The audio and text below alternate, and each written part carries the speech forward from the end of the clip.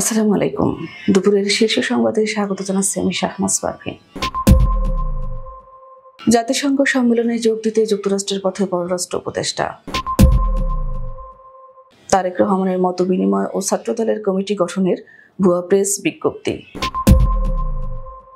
গণতন্ত্র ধ্বংসকারীদের নির্বাচন বানচালের চক্রান্ত, সরকারকে মোকাবিলা করতে হবে রিজভি।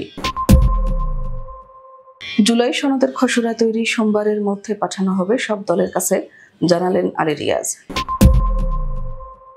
জুলাই আন্দোলনের মূল নায়ক তারেক রহমান, আমির খসরু। ছাত্রনেতাদের চাঁদাবাজি নিয়ে মুখ খুললেন রাশেদ খান। মূল্যস্ফীতি কমলেও চালের দাম লাগামহীনভাবে বাড়ছে। একদিনের সফরে ঢাকায় মালয়েশিয়ার প্রধানমন্ত্রী আনোয়ার ইব্রাহিমের কন্যা নুরুল ইজ্জা। 10 দাবিতে শ্রীপুরে শ্রমিকদের মহাসড়ক অবরোধ, পুলিশের টিয়ার শেল, সাউন্ড গ্রেনেড নিক্ষেপ। ভুল ট্রেনে ওঠা ব্রাহ্মণবাড়িয়ার নারী টাঙ্গাইলে দলবদ্ধ ধর্ষণের শিকার। 3 শতাধিক শিক্ষার্থীর অংশগ্রহণে কুরআন প্রতিযোগিতা। 3 দিন ধরে সেন্ট মার্টিনে নৌযান চলাচল বন্ধ, দ্বীপে নিত্যপণ্য সংকট। এবং পশ্চিমবঙ্গে বাংলা হিন্দু হোমল্যান্ড প্রতিষ্ঠায় রাস্তায় নামার ঘোষণা বিজেপির শুভেন্দুর। শুনছিলেন শিরোনাম, এবার বিস্তারিত। পররাষ্ট্র উপদেষ্টা মোহাম্মদ তৌহিদ হোসেন জাতিসংঘ সদর দপ্তরে ফিলিস্তিন সংকটের শান্তিপূর্ণ নিষ্পত্তি ও দ্বিরাষ্ট্রভিত্তিক সমাধানের বাস্তবায়ন নিয়ে আয়োজিত উচ্চ পর্যায়ের আন্তর্জাতিক সম্মেলনে অংশ নিতে আজ রোববার সকালে যুক্তরাষ্ট্রের উদ্দেশ্যে ঢাকা ছেড়েছেন। 3 দিনব্যাপী সম্মেলন শেষে আগামী শুক্রবার সকালে তার দেশে ফিরে আসার কথা রয়েছে। উপদেষ্টা তৌহিদ হোসেন সম্মেলনের আলোচনায় অংশ নিয়ে গাজায় চলমান মানবিক ও রাজনৈতিক সংকটের প্রেক্ষাপটে দ্বিরাষ্ট্র সমাধানের প্রতি নতুন করে গতি সঞ্চারে সচেষ্ট হবেন, যেখানে বিশ্বের বিভিন্ন দেশের পররাষ্ট্রমন্ত্রী ও জাতিসংঘের ঊর্ধ্বতন কর্মকর্তারাও উপস্থিত থাকবেন। এই উচ্চ পর্যায়ের জাতিসংঘ সম্মেলনকে গাজা শাসন ব্যবস্থা নিয়ে ঐক্যমত্য গঠনে বাধাহীন মানবিক সহায়তা প্রবাহ নিশ্চিত করতে এবং ফিলিস্তিন রাষ্ট্রের আন্তর্জাতিক স্বীকৃতি জোরদারে একটি তাৎপর্যপূর্ণ বৈশ্বিক প্রয়াস হিসেবে বিবেচনা করা হচ্ছে। বিএনপির ভারপ্রাপ্ত চেয়ারম্যান তারেক রহমানের ছাত্রদল নেতাদের সঙ্গে মতবিনিময় ও সংগঠনটির কমিটি পুনর্গঠন সংক্রান্ত প্রেস বিজ্ঞপ্তি ভুয়া বলে জানিয়েছেন দলের সিনিয়র যুগ্ম মহাসচিব অ্যাডভোকেট রুহুল কবির রিজভী। তার স্বাক্ষর জাল করে এই বিজ্ঞপ্তি প্রচার করা হয়। শনিবার রুহুল কবির রিজভীর নামে একটি প্রেস বিজ্ঞপ্তি প্রচার করা হয়। এতে বলা হয়, গত 20 জুলাই বিএনপির ভারপ্রাপ্ত চেয়ারম্যান তারেক রহমান ছাত্রদলের কেন্দ্রীয় নেতাদের সঙ্গে মতবিনিময় করেছেন। এ সময় ছাত্রদল নেতারা সংগঠনের পুনর্গঠনে তারেক রহমানের উপর ক্ষমতা অর্পণ করেন। তিনি ছাত্রদলের বিদ্যমান কমিটি বিলুপ্ত করে নতুন আংশিক কমিটি মনোনীত করেছেন, যাতে সভাপতি হিসেবে মোহাম্মদ আমানুল্লাহ আমান ও সাধারণ সম্পাদক হিসেবে মোহাম্মদ আরিফুল ইসলাম খানের নাম উল্লেখ করা হয়। এই ভুয়া বিজ্ঞপ্তির বিষয়টি নজরে এলে রোববার প্রেস বিজ্ঞপ্তি দিয়ে রুহুল কবির রিজভী জানান, তার স্বাক্ষর জাল করে এই বিজ্ঞপ্তি প্রচার করা হয়েছে। তিনি ভুয়া প্রেস বিজ্ঞপ্তিটির বিষয়ে দলের সকল পর্যায়ের নেতাকর্মীকে বিভ্রান্ত না হওয়ার জন্য অনুরোধ করেন। নির্বাচন কমিশনের কাছে 2024 সালের আয় ও ব্যয়ের হিসাব জমা দিয়েছে বিএনপি। এতে আয় দেখানো হয়েছে 15,65,94,842 টাকা আর 4,80,04,820 টাকা ব্যয়ের কথা বলা হয়েছে। ব্যাংকে জমা রয়েছে 10,85,90,019 টাকা। রোববার সকালে রাজধানীর আগারগাঁও নির্বাচন ভবনে হাজির হয়ে এই হিসাব জমা দেয় বিএনপির সিনিয়র যুগ্ম মহাসচিব অ্যাডভোকেট রুহুল কবির রিজভীর নেতৃত্বে প্রতিনিধি দল। পরে সাংবাদিকদের সাথে আলাপকালে রুহুল কবির রিজভী বলেন, যারা গণতন্ত্রকে ধ্বংস করেছিল তারা নির্বাচন বানচালে চক্রান্ত করতে পারে, সেগুলো সরকারকে মোকাবিলা করতে হবে। তিনি বলেন, জনগণ প্রত্যাশা করে একটি অবাধ, সুষ্ঠু ও অন্তর্ভুক্তিমূলক নির্বাচন আয়োজন করবে বর্তমান কমিশন। বিগত 15 বছর মানুষ ভোট দিতে পারেনি, মানুষ ভোট দেওয়ার জন্য দীর্ঘদিন ধরে অপেক্ষায় রয়েছে। জুলাই সনদের খসড়া তৈরি হয়েছে বলে জানিয়েছেন ঐক্যমত্য কমিশনের সহসভাপতি আলী রিয়াজ। তিনি জানান, খসড়াটি আগামীকালের মধ্যে সব রাজনৈতিক দলকে পাঠানো হবে। আলী রিয়াজ বলেন, দলগুলোর মতামত পেলে 3 দিনের মধ্যে আলোচনা শেষ করতে চায় কমিশন। রোববার সকালে রাজধানীর ফরেন সার্ভিস একাডেমিতে রাজনৈতিক দলগুলোর সঙ্গে ঐক্যমত্য কমিশনের বৈঠকের শুরুতে তিনি এসব কথা জানান। আলী রিয়াজ বলেন, রাষ্ট্র পরিচালনার মূলনীতি, নাগরিকদের মৌলিক অধিকার সম্প্রসারণ প্রস্তাব, পুলিশ কমিশন নিয়ে আজ আলোচনার বিষয় ঠিক করা হয়েছে। এছাড়া অমীমাংসিত অন্য বিষয়েও আলোচনা হবে। জুলাই আন্দোলনের মূল নায়ক তারেক রহমান এবং সবচেয়ে বেশি ভূমিকা বিএনপির বলে দাবি করেছেন বিএনপির স্থায়ী কমিটির সদস্য আমির খসরু মাহমুদ চৌধুরী। তিনি বলেন, জুলাই আগস্টের আন্দোলনের মূল নায়ক ছিলেন তারেক রহমান এবং যার সবচেয়ে বেশি দিন আত্মত্যাগ সেটা হচ্ছে দেশনেত্রী বেগম খালেদা জিয়া। বক্তৃতা এটা দিয়ে শুরু করতে হবে যাদের কারণে আজও শেখ হাসিনা পালাতে বাধ্য হয়েছে। জুলাই আগস্টের আন্দোলন অত্যন্ত গুরুত্বপূর্ণ অবশ্যই, কিন্তু সেই আন্দোলনেও সবচেয়ে বেশি ভূমিকা বাংলাদেশ জাতীয়তাবাদী দল বিএনপি ও তার অঙ্গ সংগঠনের।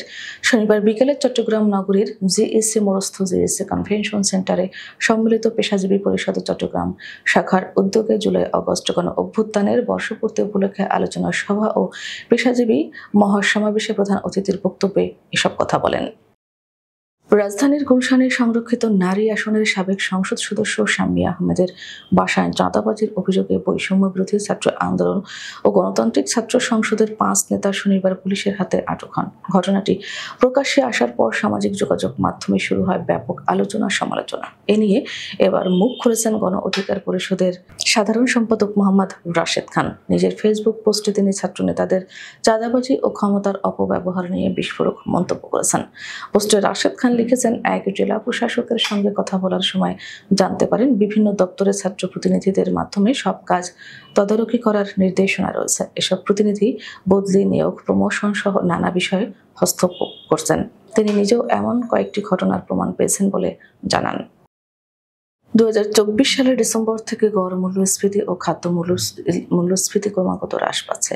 জানুয়ারি জুন ষান্মাসিকের মুদ্রানীতি অনুযায়ী 2025 সালের জুনের শেষে 7 থেকে 8% লক্ষ্যমাত্রা ছিল, কিন্তু মূল্যস্ফীতি কমার সুখবরের পাশাপাশি উদ্বেগ রয়েছে প্রধান খাদ্যপণ্য চালের দাম বৃদ্ধি নিয়ে।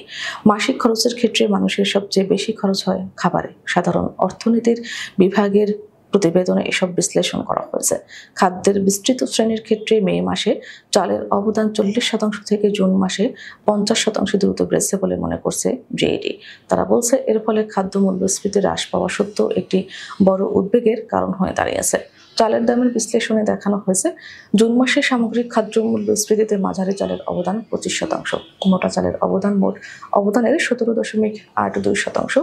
চালের ভোক্তা মূল্য সূচকের পরিবর্তনের প্রবণতা দেখে জুন মাসে 3টি জাত মাঝারি, মিহি এবং মোটা 15% পৌঁছেছে।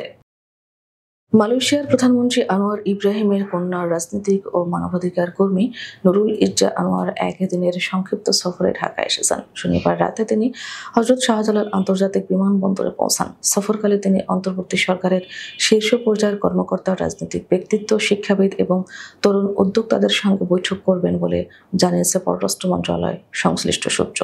সফরের শুরুতে রোববার বেলা 11:30টায় প্রধান উপদেষ্টার বিশেষ দূত লুৎফা সিদ্দিকের সঙ্গে তার সৌজন্য সাক্ষাৎ করার কথা। এরপর তিনি ঢাকা বিশ্ববিদ্যালয়ের নবাব আলী চৌধুরী সিনেট ভবনে আয়োজিত জুলাই বিপ্লব 2024-এর উত্তরাধিকার বাংলাদেশের পুনর্গঠন শীর্ষক এক সম্মেলনে অংশ নেবেন। সম্মেলনে বক্তারা জুলাই বিপ্লবের সামাজিক ও রাজনৈতিক প্রভাব, গণতন্ত্র পুনরুদ্ধার এবং রাষ্ট্রীয় কাঠামোর সংস্কার নিয়ে আলোচনা করবেন। শ্রীপুরে বকেয়া বেতন সহ 10 দফা দাবিতে ঢাকা ময়মনসিংহ মহাসড়ক অবরোধ করে বিক্ষোভ করছেন RAK সিরামিক কারখানার শ্রমিকরা। এতে মহাসড়কের দুপাশে দীর্ঘ যানজটের সৃষ্টি হয়েছে। পরে শ্রমিকদের সরিয়ে দিতে আইনশৃঙ্খলা রক্ষাকারী বাহিনীর সঙ্গে শ্রমিকদের ব্যাপক ধাওয়া ও পাল্টা ধাওয়া ঘটনা ঘটে। তাদের ছত্রভঙ্গ করতে পুলিশ কাঁদানে গ্যাস ও সাউন্ড গ্রেনেড নিক্ষেপ করেছে। রোববার সকাল 6:30 থেকে উপজেলার গাজীপুর ইউনিয়নের ঢাকা ময়মনসিংহ মহাসড়কের জৈনাবাজার এলাকায় অবস্থান নিয়ে বিক্ষোভ শুরু করেন কারখানার কয়েকশো শ্রমিক। মনির হোসেন নামে কারখানার এক শ্রমিক বলেন, দীর্ঘ 7 মাসের চুক্তি অনুযায়ী বেতন ভাতা বকেয়া পড়েছে। কারখানা কর্তৃপক্ষ আজ নয় কাল এমন করে আমাদের শ্রমিকদের ঘুরাচ্ছেন। আমাদের তো সংসার আছে, ছেলে মেয়েদের স্কুলের বেতন পরিশোধ করতে হয়। কারখানা কর্তৃপক্ষ কেন আমাদের ন্যায্য পাওনা পরিশোধ করছে না? নির্দিষ্ট যে বেতন তা দিয়ে আমাদের সংসার চলে না। বাধ্য হয়ে কারখানার শ্রমিকেরা রাস্তায় নেমেছি, দাবি আদায় করে ফিরব। ভুল ট্রেনে উঠে চট্টগ্রামের বদলে টাঙ্গাইল গিয়ে দলবদ্ধ ধর্ষণের শিকার হয়েছে এক যুবতী। টাঙ্গাইল স্টেশন এলাকায় ধর্ষিত হন ব্রাহ্মণবাড়িয়ার নাসিরনগর থেকে চট্টগ্রামের উদ্দেশ্যে রওনা করা ওই নারী। এ ঘটনায় ৩ জনকে গ্রেপ্তার করা হয়েছে। জানা গেছে, নির্যাতিত ওই নারী ব্রাহ্মণবাড়িয়ার নাসিরনগর থেকে চট্টগ্রামের উদ্দেশ্যে রওনা হয়েছিলেন। তিনি প্রথমে আসেন ঢাকার বিমানবন্দর স্টেশনে। সেখান থেকে চট্টগ্রামগামী কোনো ট্রেনে ওঠার ইচ্ছা থাকলেও ভুলে উত্তর বঙ্গগামী দ্রুতযান এক্সপ্রেসে উঠে পড়েন। ওই ট্রেনে উঠেই তিনি ঘুমিয়ে পড়েন। প্রায় ১.৫ ঘন্টা পর জেগে যাত্রীদের কাছে জানতে পারেন তিনি ভুল ট্রেনে উঠেছেন। সামনের টাঙ্গাইল স্টেশন পরে যাত্রীদের পরামর্শে সেখানে নেমে চট্টগ্রাম যাওয়ার জন্য রেলওয়ে পুলিশের সহায়তা চান তিনি, কিন্তু ঢাকা বা চট্টগ্রামের কোনো ট্রেনে উঠতে পারেননি। এরপর স্টেশন এলাকায় দলবদ্ধ ধর্ষণের শিকার হন। মাদারীপুরের কালকিনিতে বিভিন্ন জেলার ৩ শতাধিক শিক্ষার্থীর অংশগ্রহণে কুরআন প্রতিযোগিতা অনুষ্ঠিত হয়েছে। শনিবার দিনব্যাপী এই অনুষ্ঠানের আয়োজন করে পূর্ব আলীপুর মোল্লারহাট নুরানী হাফিজিয়া মাদ্রাসা। অনুষ্ঠানকে ঘিরে মাদ্রাসা মাঠ পরিণত হয় এক মিলন মেলায়। উৎসব মুখর পরিবেশে এতে অংশ নেন শিক্ষার্থীরা। জানা যায়, কুরআন প্রতিযোগিতায় অংশ নেওয়ার জন্য মাদ্রাসার পক্ষ থেকে বিভিন্ন জেলায় দাওয়াত দেওয়া হয়। এরই প্রেক্ষিতে শরীয়তপুর, বরিশাল, ফরিদপুর, গোপালগঞ্জ সহ বিভিন্ন জেলার ৩ শতাধিক মাদ্রাসার শিক্ষার্থী এতে অংশ নেন। পরে তাদের পক্ষ থেকে অংশ নেয়াদের মধ্যে সেরা 2 জনকে স্বর্ণপদক, 4 জনকে রৌপ্য পদক ও 20 জনকে সম্মাননা স্মারক তুলে দেওয়া হয়। এছাড়া অংশগ্রহণকারী সবাইকে সান্ত্বনা পুরস্কারও দেওয়া হয় আয়োজকদের পক্ষ থেকে। অনুষ্ঠানে ঢাকা থেকে আগত 4 জন বিচারক প্রতিযোগিতার ফলাফল মূল্যায়ন ও ঘোষণা করেন। সাগরে নিম্নচাপের কারণে গত 3 দিন ধরে কক্সবাজারের টেকনাফ সেন্ট মার্টিন নৌ রুটে নৌযান চলাচল বন্ধ রয়েছে। এতে সেন্ট মার্টিনে নিত্য প্রয়োজনীয় পণ্যের সংকট দেখা দিয়েছে। নিম্নচাপের প্রভাবে জোয়ারের পানি স্বাভাবিকের চেয়ে 1 থেকে 3 ফুট বেড়ে যায়। সেই সঙ্গে পানির ঢেউয়ের ধাক্কার আঘাতে চরের পাশে থাকা বাড়িঘরে পানি ঢুকে পড়েছে এবং গাছপালার ক্ষয়ক্ষতি হচ্ছে। এ বিষয়ে টেকনাফ উপজেলা নির্বাহী কর্মকর্তা ইউনো শেখ এহসান উদ্দিন বলেন, বৈরী আবহাওয়ার কারণে গত বৃহস্পতিবার 24 জুলাই থেকে এখন পর্যন্ত টেকনাফ সেন্ট মার্টিন নৌ রুটে নৌযান চলাচল বন্ধ রাখা হয়েছে। আবহাওয়া পরিস্থিতি স্বাভাবিক হলে নৌযান চলাচল করতে পারে।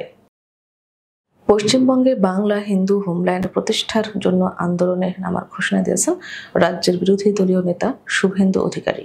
15 আগস্টের পর এই দাবিতে রাস্তায় নামবেন বলে জানিয়েছেন বিজেপি নেতা শুভেন্দু। শনিবার স্থানীয় সাংবাদিকদের তিনি বলেন, শ্যামাপ্রসাদ মুখার্জির স্বপ্ন অনুযায়ী রোহিঙ্গা ও বাংলাদেশি অনুপ্রবেশকারী মুক্ত এক পশ্চিমবঙ্গ গড়ার জন্য আমি আন্দোলনে নামব। খবরদার হিন্দু। সম্প্রতি পশ্চিমবঙ্গ রাজ্যের ক্ষমতাসীন দল তৃণমূল কংগ্রেস অন্য রাজ্যে বাঙালিদের ওপর হামলার অভিযোগ তুলে প্রচার জোরদার করছে। আর এ সময় হিন্দুত্ববাদী দল বিজেপি কথিত বাংলাদেশি ও রোহিঙ্গা অনুপ্রবেশ প্রসঙ্গ তুলে রাজনৈতিক সুর আরও তীব্র করেছে। পশ্চিমবঙ্গের বহু মুসলিম পরিবার সোশ্যাল মিডিয়ার মাধ্যমে বাংলাদেশি মুসলিম নারীদের বিয়ে করছে এবং রাজ্য সরকারের সহায়তা তাদের ভুয়া আধার ও ভোটার কার্ড দেওয়া হচ্ছে বলে অভিযোগ শুভেন্দু অধিকারীর। আমাদের পরবর্তী রাতের শীর্ষ সংবাদ দেখার আমন্ত্রণ জানিয়ে এখনকার মতো বিদায় নিচ্ছি। দর্শক, ভিডিওটি শেষ পর্যন্ত দেখার জন্য আপনাকে অসংখ্য ধন্যবাদ। নিত্য নতুন সংবাদ পেতে আমাদের ইউটিউব চ্যানেলটি সাবস্ক্রাইব করুন ও নিয়মিত নোটিফিকেশন পেতে বেল বাটনটি ক্লিক করুন এবং আমাদের ফেসবুক পেজটিতে লাইক করুন। এছাড়াও আমাদের ভিডিওতে লাইক দিয়ে শেয়ার করুন। আল্লাহ হাফেজ।